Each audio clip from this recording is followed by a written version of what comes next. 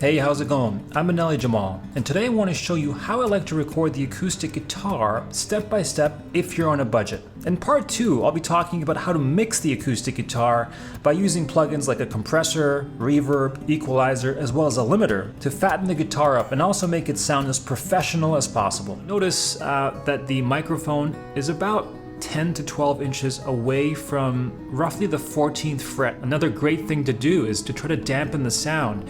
My living room here is pretty lively, meaning that there's a lot of reflections everywhere.